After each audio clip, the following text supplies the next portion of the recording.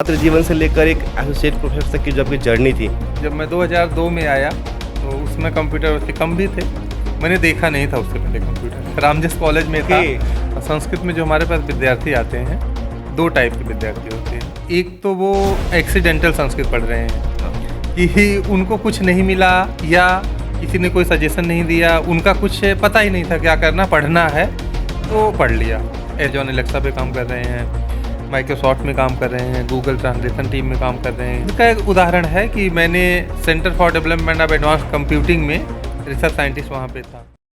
नमो नमः सर्वेभ्यो, मम नाम सोनू कुमार मिश्रा। भवान पश्चात में YouTube channel as you know कि जो है मैं यहाँ पर अपने चैनल में पूरे के पूरे संस्कृत की वीडियोज़ बनाता हूँ एंड इस चैनल का नाम भी है एजी संस्कृत।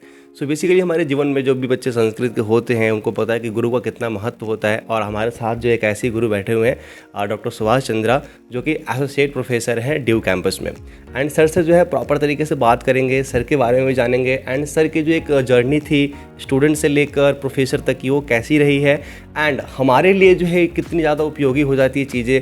हालांकि देखो, जब भी हम क्लास में रहते हैं, बाहर रहते हैं, जब भी हम गुरु के सानिध्य में रहते हैं, उनसे बात करते रहते हैं, उनसे मोटिवेट होते रहते हैं। बट एक ओवरऑल जो बात करो, जो बच्चे ड्यू में नहीं है या नहीं पढ़ सकते हैं या फिर नहीं बढ़े हुए हैं यहाँ पर, जो नहीं पढ़ना चाहते हैं फिर भी चाहते हैं कि ड्यू के प्रोफेसर जो है बातचीत कर सके, उनके लिए वीडियो बहुत ज़्यादा उपयोगी होने वाला है। क्योंकि बातचीत करने से पहले चैनल पर आप फर्स्ट टाइम हो, चैनल को सब्सक्राइब जरूर करना, क्योंकि आपका एक सब्सक्रिप्शन मुझे काफ़ी ज़्यादा मोटिवेट करता है और नए नए वीडियोज़ बनाने के लिए। सर आपका बहुत बहुत स्वागत है मेरी तरफ से, मेरे दर्शकों की तरफ से। सर सबसे पहले जो मेरा जो पहला क्वेश्चन है वो यही है कि एक छात्र जीवन से लेकर आपने जो है एमए वगैरह जो है ड्यू से ही किया हुआ है, तो एक छात्र जीवन से लेकर एक एसोसिएट प्रोफेसर तक की जो आपकी जर्नी थी वो कैसी रही है? मैं भी एक संस्कृत का विद्यार्थी रहा हूँ और मैंने अपनी ग्रेजुएशन 1999 से लेकर के 2002 के बीच में पूर्वांचल यूनिवर्सिटी जौनपुर से करी और मेरा ऑनर्स भी नहीं था, पास कोर्स था। और फिर 2002 में मैं दिल्ली यूनिवर्सिटी आया, यहाँ से संस्कृत डिपार्टमेंट से एमए किया और 2004 में कंप्लीट हुआ। फिर संस्कृत व्याकरण रहा मेरा, सामान्य विद्यार्थी हुआ करता था मैं, लेकिन थोड़ी मेहनत करी तो आगे जा कर के कुछ दिशा मिली। वैसे संस्कृत के साथ करने के लिए बहुत कुछ है, मैंने अपने आप को थोड़ा सा एक्सपोज किया और फिर एमफिल पीएचडी जेएनयू चला गया 2004 में एमफिल करने के लिए। और वहाँ मैंने संगणकीय संस्कृत में एमफिल करी और एमफिल करते ही मुझे जॉब मिल गई CDAC, centre for development of advance computing. और फिर पीएचडी मेरी कंटिन्यू रही, 2012 में हुई और 2014 में मैंने यहाँ संस्कृत डिपार्टमेंट ड्यू में ज्वाइन कर लिया। सर ये पूरी जर्नी में यदि एक सबसे पूछा जाए आपको कि एक सेंटेंस में कि आपकी जर्नी लाइक कैसी रही एंड यदि कोई आप जैसा बनना चाहता है जो यहाँ तक पहुँचना चाहता है तो उसको कितना मेहनत करना पड़ेगा? दो चीज़ें हैं कुछ बनने के लिए। एक तो सेल्फ मोटिवेटेड होना बड़ा ज़रूरी है। हम अगर कोई चीज़ चाहते हैं कि हमें चाहिए करना है तो वो हो जाएगा। कैसे करना है इसके लिए कुछ लोगों का गाइडेंस अगर मिल जाए तो बहुत अच्छा होता है। जैसे मेरे विद्यार्थी हैं वो टिपिकल संस्कृत के आते हैं, बहुत सारे गुरुकुल से भी पढ़ के आते हैं और यूनिवर्सिटी सिस्टम से भी है। मेरा जो काम है, रिसर्च जो है वो संगणकीय संस्कृत में है। तो अब उनको, ऐसे विद्यार्थियों को संस्कृत का नॉलेज होता है लेकिन कंप्यूटर या टेक्नोलॉजी का कोई नॉलेज नहीं होता है। तो जब मेरे पास आते हैं तो उनका पहला प्रश्न होता है कि सर मुझे कोई कंप्यूटर का नॉलेज नहीं, मैं कैसे कर पाऊँगा? तो मेरा उत्तर ये होता है वहाँ पे कि अगर आप करना चाहते हैं, करने की इच्छुक हैं कि आपको करना है, तो आप 10 दिन में सीख जाएंगे, मैं सिखा दूंगा। लेकिन अगर आप नहीं करना चाहते हैं, वैसे ही अगर आना चाहते हैं, तो आपको कोई नहीं सिखा सकता। तो एक ये आपके मन में अगर है संस्कृत के विद्यार्थी में कि मुझे काम करना है, ऐसा नहीं कि संस्कृत पढ़ रहे हैं तो आप बाकी विद्यार्थियों से पीछे हैं। हाँ, थोड़े से होती हैं समस्याएं संस्कृत में। वो विद्यार्थी प्रायः आते हैं कि जिनका फैमिली बैकग्राउंड बहुत अच्छा नहीं होता है या फिर वो मतलब उनको दिशा प्रॉपर नहीं मिल पाती होती है, तो आप संस्कृत आगे पढ़ लेते हैं। लेकिन अगर हम स्कोप की बात करें तो संस्कृत के साथ भी उतना ही स्कोप है जितना अन्य भाषाओं या अन्य विषयों के साथ है। क्योंकि संस्कृत का ग्रेजुएट वो भी यूपीएससी दे सकता है, वो भी एसएससी दे सकता है, वो भी बीएड कर सकता है, मतलब वो सारी चीज़ें कर सकता है। अगर नॉन टीचिंग में जाना है, क्लरिकल ग्रेड की जॉब में जाना है, तो वो सारा ऑप्शन उसके पास खुला होता है जो अन्य विद्यार्थियों के पास खुला होता है। वो भी पीजी कर सकता है। तो ऐसा नहीं कि संस्कृत का विद्यार्थी, हाँ मुझे लगता है कि मैंने जो नोटिस किया है, मेरे पास चूँकि मैं अब टीचर हूँ अलग अलग बैकग्राउंड से विद्यार्थी आते हैं, गुरुकुल से आते हैं, तो गुरुकुल की परंपरा हमारी थोड़ी सी बिल्कुल अलग है, और जो अब हम यूनिवर्सिटी में आते हैं उसकी परंपरा थोड़ी सी अलग है। तो कहीं ना कहीं जो गुरुकुल से बच्चे आते हैं, नॉलेज उनका बहुत बढ़िया होता है, साफ होते हैं, लेकिन उनके अंदर एक संकोच, ये जो हम बोलते हैं ना पर्सनालिटी डेवलपमेंट की चीज़ें थोड़ी सी कम होती है, तो उनको वहाँ इम्प्रूव करने की थोड़ी सी ज़रूरत होती है। और करियर के बहुत सारे ऑप्शंस हैं संस्कृत में, और बस मेरा क्लास में भी बच्चों को मैं यही बोलता हूँ कि आप अच्छे हैं, सब्जेक्ट मैटर नहीं करता, आप जो भी सब्जेक्ट आपके पास है वहाँ अगर आप अच्छे हैं तो आपकी डिमांड है। डेफिनेटली। सर ने जो है यहाँ पर 2 क्वेश्चंस और ऐड कर दिए हैं। जो पहला तो ये कि बहुत से बच्चों के मन में डाउट रहता है कि संस्कृत पढ़कर जो है क्या होगा, तो सर ने बहुत ही शार्पली बताया है कि आप संस्कृत पढ़ के यू डू एवरीथिंग। ऐसा कुछ भी नहीं है कि जो अन्य सब्जेक्ट के जो बच्चे हैं वो कर रहे हैं और आप वो नहीं कर सकते हैं, मतलब जो भी चीज़ें आप कर सकते हो। सेकंड ये कि जो गुरुकुल के बच्चे रहते हैं वो कहीं ना कहीं उनका जो एक पर्सनालिटी डेवलपमेंट है या फिर कुछ चीज़ें ऐसी रहती है जो अदर से कम नहीं कहेंगे बट उस लेवल पे नहीं पहुंच पाती, तो उसको भी जो है सर ने बताया कि जो है चीज़ें बहुत ज़्यादा मैनेज हो जाती है। सर एक परिस्थिति आपके पास जो आती होगी कि जो एक ट्रेडिशनल स्कूल से पढ़ के बच्चे आए, जो गुरुकुल के छात्र हैं, और ये जो मॉडर्न स्कूल से पढ़ कर आए हुए, जो ग्रेजुएशन वगैरह करके आए हुए, इन दोनों को आप लाइक कैसे मैनेज कर पाते हो? क्योंकि दोनों का नॉलेज लेवल है वो डेफिनेटली थोड़ा डिफरेंट होता होगा। कक्षा में जो है आपके साथ एमए में बच्चे बैठे हैं, दोनों को एक साथ समझाना है, तो क्या क्या कठिनाई आपके पास मतलब सामना करना पड़ता होगा? हम टीचर के लिए एक अच्छे टीचर का काम ये है, नॉलेज टीचर का मैटर करता है, लेकिन ये उतना मैटर नहीं करता है। टीचर का टीचिंग स्किल कैसी है ज़्यादा मैटर करती है। अगर मुझे बहुत सारा नॉलेज है, और ये तो होता ही है कि स्टूडेंट से ज़्यादा टीचर के पास नॉलेज होता है, लेकिन अगर मैं अपने नॉलेज को जिसको मुझे सिखाना है वहाँ तक सही से मैं सिखा नहीं पाया तो मेरा नॉलेज किसी काम का नहीं है। तो ये आपका प्रश्न बहुत बढ़िया है कि टीचर स्टूडेंट को मैनेज कैसे करता है। अलग अलग बैकग्राउंड के स्टूडेंट हैं, बहुत सारे बड़े अच्छे भी स्टूडेंट हैं, कुछ वैसे भी स्टूडेंट हैं, तो उनको मैनेज करना। तो मेरी जो टीचिंग मेथोडोलॉजी होती है, मैं इस पर भी शोध करता हूँ कि कैसे पढ़ा करके इनोवेट किया जाए जो बच्चों को समझ आए। तो मैं दोनों तरीका अप्लाई करता हूँ। जो ट्रेडिशनल पढ़ के आते हैं उनको भी फोकस करते हैं, लेकिन ट्रेडिशनल पढ़ाने का तरीका थोड़ा सा अलग होता है। वो जैसे मैं ग्रामर पढ़ा रहा हूँ तो पाणिनि अष्टाध्यायी के सूत्रों की तरफ से पढ़ाते हैं।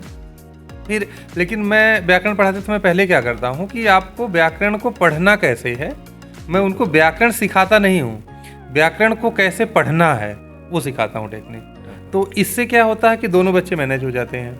और हमें पता है कि जो यूनिवर्सिटी सिस्टम से आते हैं वो एक पेपर के रूप में व्याकरण पढ़ के आते हैं, लेकिन वहीं उसके विपरीत जो गुरुकुल से बच्चे आते हैं वो पूरा का पूरा व्याकरण उनका पढ़ा होता है, कभी कभी अष्टाध्यायी भी रटी होती है। बिल्कुल। अब मैंने जो नोटिस किया है, गुरुकुल के बच्चों के साथ प्रॉब्लम होती है कि अष्टाध्यायी उनको याद तो होगी, लेकिन उसका जो प्रॉपर इम्प्लीमेंटेशन होगा सूत्रों का, कहाँ करना है, कैसे करना है, वो तरीका उनको उतना अच्छे से पता नहीं होता है। सबको तो बिल्कुल नहीं पता। हाँ, एक दो ऐसे और होते हैं। वही यूनिवर्सिटी वाले बच्चों की ये प्रॉब्लम होती है कि वो प्रक्रिया ग्रंथों से पढ़ के थोड़े से आते हैं, इम्प्लीमेंट तो कर लेते हैं, लेकिन मुझे लगता है कि कुछ विषय उनको उस तरीके से नहीं पढ़ाए जाते हैं जिस तरीके से वो सीख पाते हैं। तो मैं इस पे थोड़ा सा करके उस तरीके से पढ़ाता हूँ। शायद ये इसलिए हो पाता है क्योंकि मेरा जो फील्ड है वो संगणकीय संस्कृत है, मुझे कंप्यूटर को ट्रेन करना होता है। तो कंप्यूटर को तो कुछ भी नहीं आता, अगर उसको ट्रेनिंग मैं दे पाता हूँ, उसको कुछ लर्न हो जाता है, तो वो टेक्निक मैं स्टूडेंट पे अप्लाई करता हूँ। अच्छा, जैसे तो सर जो गुरुकुल के बच्चे हैं, आपने बताया कि डेफिनेटली उनका जो कंप्यूटर का जो नॉलेज रहता है वो कहीं ना कहीं कम रहता है। तो यदि वो चाहते हैं कि लाइक मतलब कि बच्चों के अंदर चाहत होती है कि नहीं मेरे को कंप्यूटर सीखना है, उसमें ग्रो करना है, तो जैसा आपने जो है संस्कृत से होकर भी आपने संगणकीय करा हुआ है, तो आपको ज़्यादा एक्सपीरियंस होगा, लाइक वो बच्चे कैसे कर सकते हैं वो। अब मैं अपना एक्सपीरियंस शेयर करूं, जब मैं 2002 में आया तो उसमें कंप्यूटर वैसे कम भी थे, मैंने देखा नहीं था उससे पहले कंप्यूटर। रामजस कॉलेज में था, पहली बार लाइब्रेरी में देखा कि कंप्यूटर भी कुछ होता है, तो मैं खुद ही जा करके, मेरी थोड़ी सी इच्छा थी कि मुझे सीखना है, मतलब वो रहता है ना, क्यूरियोसिटी रहती है लोगों के बीच, मुझे ये देखना है क्या। तो मैं लाइब्रेरी में जाके खुद बुक सर्च करता था, पहले गया नहीं समझ आया तो जो वहाँ स्टाफ होते थे उनसे पूछ लेता था, धीरे धीरे धीरे सीखना शुरू कर दिया। वही अगर आपकी बात है मतलब आफ्टर ग्रेजुएशन? हाँ, after graduation, PG during PG 2002 से 4 के बीच में। मतलब सर जो है ग्रेजुएशन तक सर को नहीं पता कंप्यूटर क्या होता है, बट स्टिल उन्होंने जो है फिर अब उसके बाद क्या हुआ कि धीरे धीरे सीखना शुरू किया। मैंने कोई अलग से कंप्यूटर का कोर्स नहीं किया, कुछ नहीं किया, बट मुझे सीखना था। अगर आपका संस्कृत अच्छी है या व्याकरण में थोड़ा सा नॉलेज है तो प्रोग्रामिंग लैंग्वेज भी बड़े आसानी से सीख सकते हैं, जैसा मैंने किया। मेरे सारे स्टूडेंट हैं, 3-4 स्टूडेंट हैं मेरे पीएचडी के, तो सारे प्रोग्रामिंग करते हैं और उनको हार्डली 1 से 2 महीने टाइम लगता है बस सिखाने के लिए। बट वही है कि मेरे सिखाने की टेक्निक में संस्कृत, अगर आप प्रोग्राम या कंप्यूटर सीखने जाएंगे उन स्टूडेंट टीचर्स से या जानकार से जो स्पेशली कंप्यूटर की ट्रेनिंग देते हैं, तो शायद संस्कृत वाले स्टूडेंट के लिए थोड़ा हार्ड होगा। लेकिन ऐसे टीचर से अगर सीखेंगे जो संस्कृत का खुद है, तो वो ऐसे कोरिलेट करके सिखाएगा जो आपके संस्कृत के चीज़ों से या संस्कृत ग्रामर की चीज़ों से, तो आपको जल्दी समझ आएगा, जैसे मैं करता हूँ अपने स्टूडेंट के साथ। तो वो मुझे नहीं लगता कि बहुत हार्ड है, बट वही है कि आपको ये है कि मुझे करना है, मुझे सीखना है। तो मुझे नहीं लगता कि 1 महीने अगर आप अच्छे से करेंगे तो हो जाएगा। सर ने जो है बहुत अच्छी अच्छी बातें करी है, बट स्टिल जाते जाते जो है एक प्रश्न मेरे मन में भी उठ रहा होगा और आप मेरे मन में उठ रहा है और आपके मन में उठ रहा होगा कि सर जो संस्कृत का बच्चा है, जो संस्कृत पढ़ रहा है, उसके माइंड में बहुत सारी नेगेटिविटी रहती है कि यार संस्कृत पढ़कर क्या करना है, क्या होगा, ज़िंदगी बर्बाद हो गई। तो आपने जो है खुद एक संस्कृत का छात्र मतलब होते हुए इस लेवल तक आप पहुँचे, और डेफिनेटली एक बहुत बड़ी सक्सेस होती है कि आप जो है एसोसिएट प्रोफेसर हो, भी ड्यू में हो डेफिनेटली। तो जो बच्चे संस्कृत पढ़ रहे हैं, चाहे यहाँ पर मैं आपके सामने बैठा हूँ और भी बहुत से स्टूडेंट होंगे, आप उनको क्या ही सजेशन दोगे कि लाइक क्या करना चाहिए हमें? 2 चीज़ें हैं। संस्कृत में जो हमारे पास विद्यार्थी आते हैं, 2 टाइप के विद्यार्थी होते हैं। एक तो वो एक्सीडेंटल संस्कृत पढ़ रहे हैं, हाँ, कि उनको कुछ नहीं मिला या किसी ने कोई सजेशन नहीं दिया, उनका कुछ पता ही नहीं था क्या करना, पढ़ना है तो पढ़ लिया। ऐसे स्टूडेंट।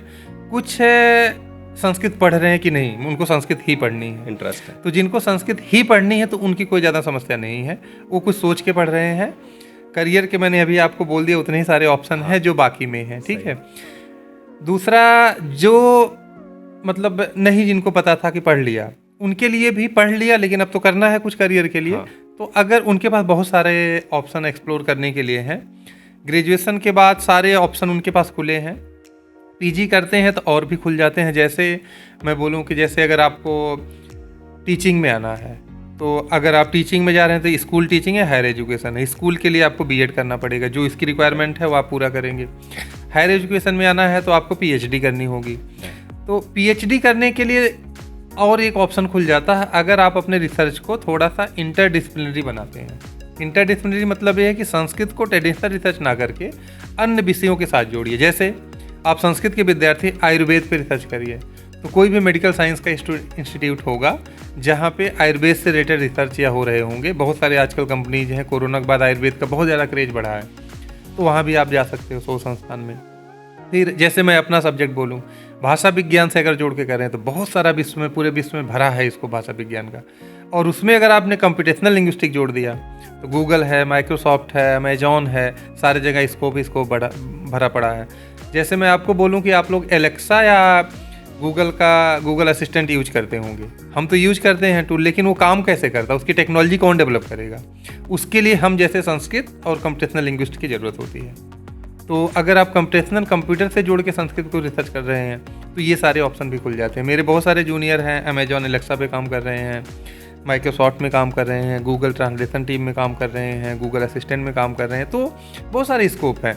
टीचिंग का आपके पास है ही, यूपीएससी है, स्टेट लेवल के है, स्कूल टीचिंग है, मतलब सारे जॉब के ऑप्शन, ऐसा कोई ऑप्शन नहीं है कि जो संस्कृत विद्यार्थियों के लिए खुला ना हो। बट संस्कृत का बच्चा अमेजन में काम कर रहा है। हाँ, तो अब मेरा खुद का एक उदाहरण है कि मैंने centre for development of advance computing में रिसर्च साइंटिस्ट वहाँ पे था 2007 से लेकर के 14 मार्च तक। बाद में चूँकि मुझे टीचिंग में आना था, वहाँ आने का सबसे बड़ा रीज़न ये था कि मुझे लगा कि मैं वहाँ पे रिसर्च तो कर रहा हूँ, मेरे जो भी सैलरी या बाकी चीज़ में कोई डिफरेंस नहीं था, जॉब प्रोफाइल में कोई डिफरेंस नहीं था यहाँ से, लेकिन मुझे ये लग रहा था कि मैं यहाँ पे कर रहा हूँ लेकिन संस्कृत विद्यार्थियों के लिए कुछ नहीं कर पा रहा हूँ। तो मेरा ऑब्जेक्टिव यही था एकेडमिक ज्वाइन करने का, कि मेरे जैसे बहुत सारे विद्यार्थी होंगे जिनको ये पता ही नहीं वो आगे करना क्या है।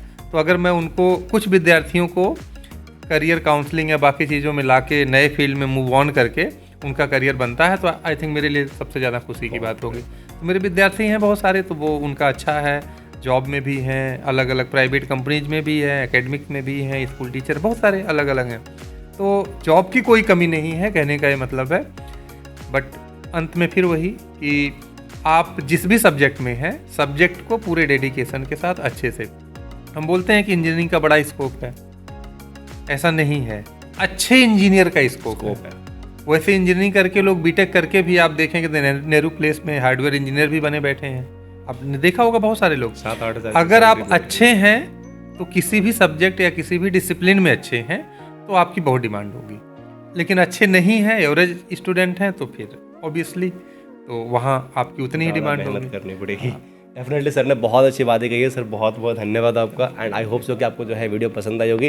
वीडियो पसंद है वीडियो को लाइक करके जाना। मिलते हैं फिर अगली वीडियो में, तब तक अपना ध्यान रखिए, स्वस्थ रहिए, सुरक्षित रहिए। चाहे तो संस्कृतम चाहे तो भारतम।